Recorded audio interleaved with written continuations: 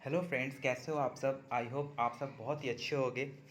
और एक आरबीआई के ऑफिशियल वेबसाइट से एक बहुत बड़ा अपडेट आया है कि 2000 के डेनोमिनेशन के आपके बैंक नोट्स विड्रॉ कर लिए गए हैं।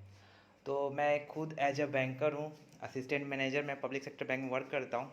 तो बहुत लोगों के लिए न्यू होगा ये चीज़।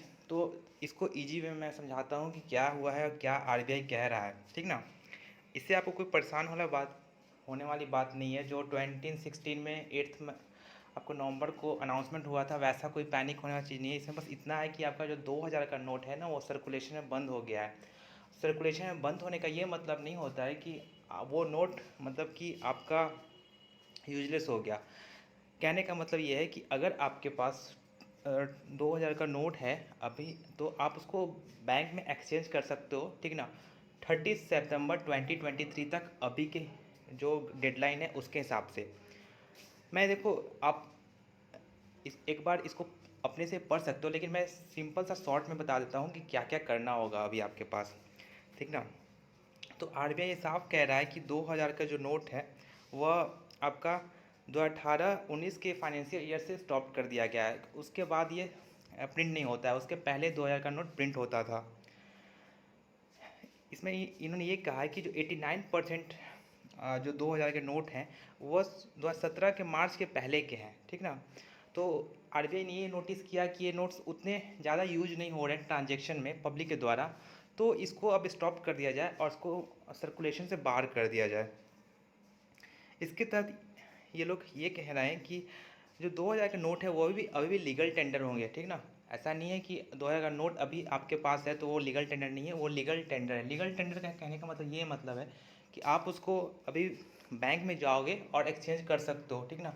और अभी 2000 के नोट को आप यूज कर सकते हो। लीगल टेंडर कहने का ये मतलब है कि मान लो आप पेट्रोल पंप पे गए या हॉस्पिटल में गए, तो कोई भी आपको 2000 का नोट उसे दोगे तो वो अवॉइड नहीं कर सकता लेने से। उसको लेना ही होगा वो नोट, ठीक है ना। अगर वो नहीं लेता है तो आरबीआई के हिसाब से वो कानूनी दायरे में आ जाएगा।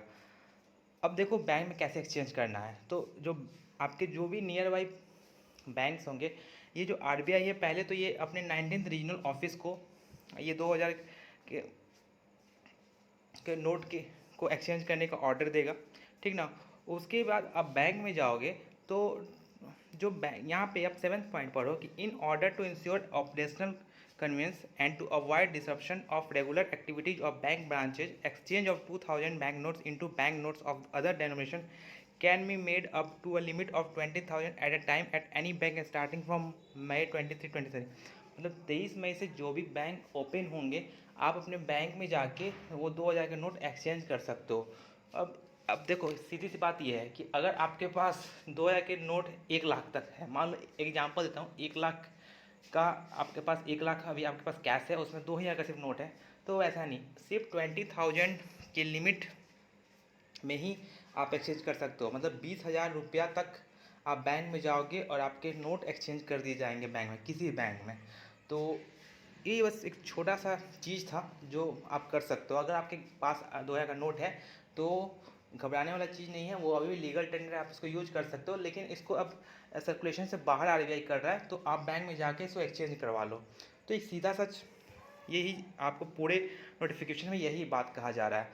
इसके अलावा भी कोई भी अगर आपको डाउट होगा तो आप पूछ सकते हो, क्योंकि मैं खुद बैंक में वर्क करता हूँ। तो मैं आपके जो क्वेरीज होगा उसको आंसर करने का पूरा ट्राई करूँगा। Thank you.